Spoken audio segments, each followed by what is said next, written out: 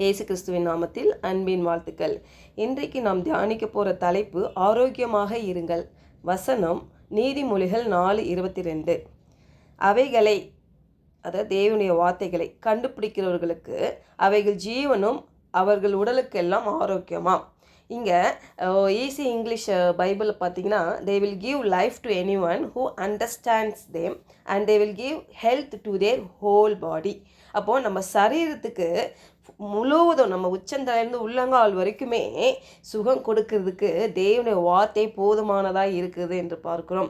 அவருடைய வார்த்தையை நம்ம புரிந்து கொண்டு, அண்டர்ஸ்டாண்ட்னா என்னது, நம்ம நல்ல தெளிவாய் அறிந்து கொண்டு, ஆழமாய் அறிந்து கொண்டு அதை நாம் விசுவாசிக்கும் பொழுது பாருங்கள், நம்ம சரீரத்துக்கு ஆரோக்கியத்தை தேவன் கொடுக்கறதுக்கு வல்லமை உள்ளவராக இருக்கிறார்.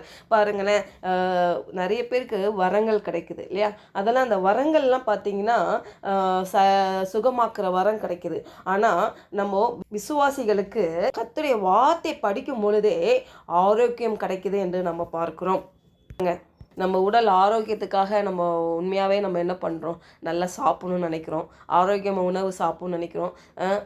என்னெல்லாம் கட் பண்ணுமா, ஆயிலு இல்லையா, என்னென்னோ கட் பண்ணணும்னு நினச்சி கட் பண்ணுறோம். ஆனால் இதெல்லாம் ஒரு சைடு இருந்தாலும் மெயின் பாயிண்ட்டே என்ன தெரியுமா, கர்த்தருடைய வார்த்தை நம்ம புரிந்து கொள்ளும் பொழுது பாருங்கள், அந்த வார்த்தையை தேடி நம்ம அறிக்கை செலுத்தும் பொழுது, அதை நம்ம விசுவாசிக்கும் பொழுது நம்ம சரீரத்துக்கு ஆரோக்கியம் கொடுக்கிறதா இருக்கிறது.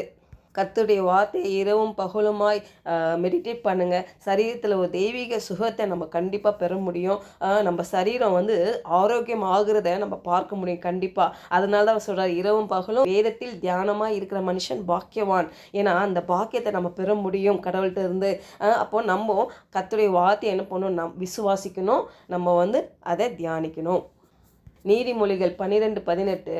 பட்டய குத்து போல் பேசுகிறவர்களும் உண்டு, ஞானம் உள்ளவர்களுடைய நாவோ ஔஷதம். அப்போது ஔஷதம் அப்படின்னு பார்க்குறப்போ பாருங்கள், நல்ல ஒரு ஆரோக்கியம். நாவில் தேவன் அதிகாரம் வைத்திருக்கிறார் இல்லையா? ஜீவனும் பேசலாம், மரணத்தையும் பேசலாம், வியாதி குறித்தும் பேசலாம், ஆரோக்கியத்தை குறித்து பேசலாம். இன்றைக்கு நம்ம எது சூஸ் பண்ண போகிறோம், ஆரோக்கியமாக பலவீனமா வியாதியா, எது குறித்து நம்ம பேச போகிறோம்? நம்மளை பலவீனமாக இருந்தாலும் சரி, வியாதியாக இருந்தாலும் சரி, நான் இயேசு கிறிஸ்துவின் தழும்புகளால் நான் குணமானேன். வார்த்தைக்கு வல்லமை உண்டு. பாருங்கள், ஒரு கத்தி குத்தி குத்தி எடுக்கிறது போல் வார்த்தைக்கு அப்படிப்பட்ட வல்லமை உண்டு நம்ம வேதத்தில் பார்க்குறோம். அப்போ இந்த வாயை வைத்து, இந்த நாவை வைத்து ஆரோக்கியத்தை பேசுவோம். மூடர்கள் தான் என்ன பேசுவாங்களாம், கர்த்தர் வார்த்தையை விசுவாசம் இல்லாமல் எனக்கு எப்போ பார்த்தாலும் இப்படியே தான் நடக்குது, எனக்கு இது எப்போதும் இந்த சீசனில் வந்துடுது, கோல்டு வந்துடும், எனக்கு எப்போதும் இந்த வீசிங் ப்ராப்ளம் உண்டு, இப்படியே சொல்லிகிட்டே இருக்கிற வரைக்கும் அது போகவே போகாது. கண்டிப்பாக எனக்கு இதுலேருந்து கர்த்தர் எனக்கு விடுதலை கொடுக்க, எனக்கு உதவி செய்ய. ஒருவேளை உங்களுக்கு விசுவாசிக்க முடியல, என்னால் நான் ஜெபித்தா இது கிடைக்குமான்ற ஒரு இல்லாத டைமில் கூட ஆண்டவர்கிட்ட அதுக்கு கூட தேவன் உதவி செய்கிறார். பரிசுத்த ஆவியாக நமக்குள்ளே இருந்து, ஆண்டவரே நம்முடைய வார்த்தையை நான் விசுவாசித்து அதுலேருந்து நான் ஜெயத்தை பெறணுப்பா, அதுக்கு எனக்கு உதவி செய்யுங்கன்னா அதுக்கு கர்த்தர் உதவி செய்யறதுக்கு போதுமானவராக இருக்கிறார், ரெடியாக இருக்கிறார்.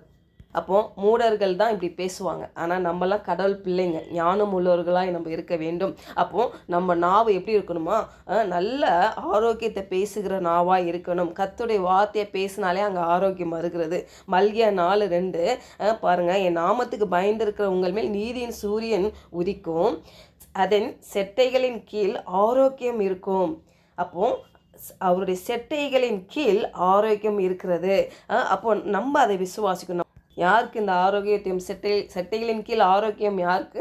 கர்த்தருடைய நாமத்துக்கு பயந்திருக்கிற மேல். விசுவாசத்தோடும் பொறுமையோடும் காத்திருக்கும் பொழுது கண்டிப்பாக ஜெயத்தை பெறுவோம். அதுக்குள்ளே அந்த நாவை வைத்து நம்ம தேவையில்லாத வார்த்தைகளை பேசுகிறது பதிலாக கர்த்தருடைய வார்த்தையை பேசி சரீரத்துக்கு ஆரோக்கியத்தை கூட்டுவோம். ஜெபிப்போம். பரலோக தேவனே, அப்பா, நாங்கள் தியானித்தது போல் உம்முடைய வார்த்தையை கண்டுபிடிக்கிறவர்களுக்கு அவைகள் ஜீவனும் அவர்கள் உடலுக்கெல்லாம் ஆரோக்கியமாம் என்று நாங்கள் பார்த்தோம். கர்த்தாவே, ஆண்டவரே, உம்முடைய வார்த்தையை மட்டும் நாங்கள் விசுவாசித்து பொறுமையோடு காத்திருக்கிறோம். ஆண்டவரே, நாவை வைத்து நாங்கள் உம்முடைய வார்த்தைகளை பேசி, ஆண்டவரே, தேவையில்லாத வார்த்தைகளை பேசாதபடி எங்கள் நாவுக்கு நீர் தூதர்களை வைத்து கட்டளிட்டு ஞானம் உள்ளவர்களாக இந்த நாவை வைத்து, ஆண்டவரே அப்பா, அந்த ஆரோக்கியமான வார்த்தைகளை நாங்கள் பேசுகிறோம். இந்த காலை வேளையில் உங்கள் நாமத்துக்கு பயந்திருக்க எங்கள் மேல் ஆண்டவரே அப்போ ஆரோக்கியம் இருக்கும் என்று நாங்கள் பிரகடனம் பண்ணுகிறோம். இயேசுவின் நாமத்தில் ஜெபிக்கிறோம் நல்ல பிதாவே, ஆமென்.